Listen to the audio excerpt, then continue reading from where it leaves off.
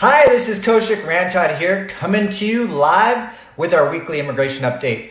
So, this is a hot topic right now. The H1b lottery numbers have just come out, and some of you were picked in the lottery, and some of you weren't. So, what are the options if you were not picked? This is something that is, I know, very timely for you because you need to know what to do. So, depends what status you're in. Of course, you need to maintain lawful status. Now, some of the options your employer has is one, they could apply for a labor certification for you. And in the labor certification process, the labor market needs to be tested to show that there's no qualified U.S. workers for that position.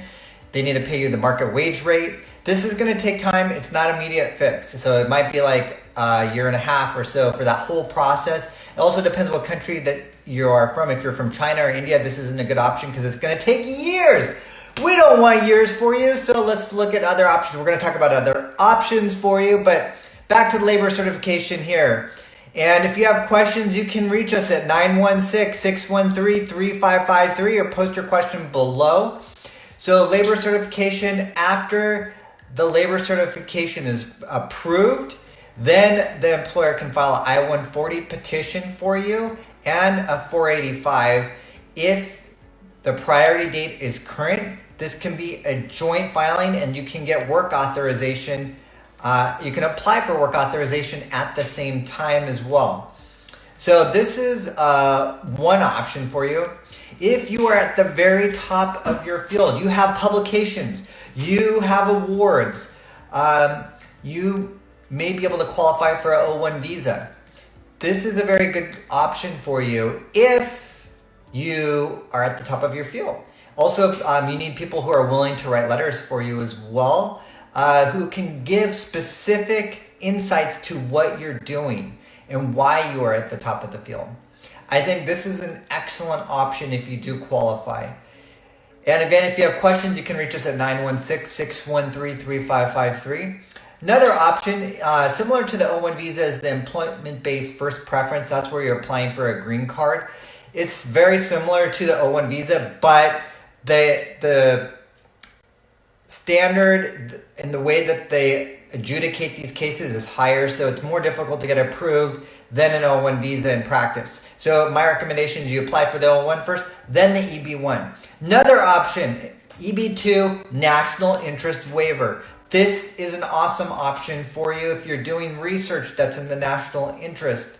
So an example of this would be if you're doing research on the coronavirus, or if you're doing cancer research, something of that nature that's of national importance, and you have a master's degree or higher, that's the best fit for this. And additionally, you have publications. That's very important to demonstrate. It's not required, but extremely important because you have to show that you're going to be furthering this, being able to further whatever you're doing, and it's of national importance.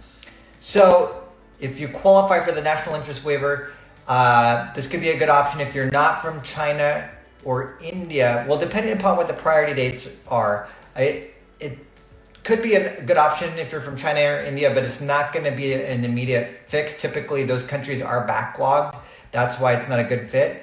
And you can find that information out on the visa bulletin. This information is changing all the time, so you need to confirm with the visa bulletin if that priority date is going to be current for you, because the priority date needs to be current in order for you to get a green card.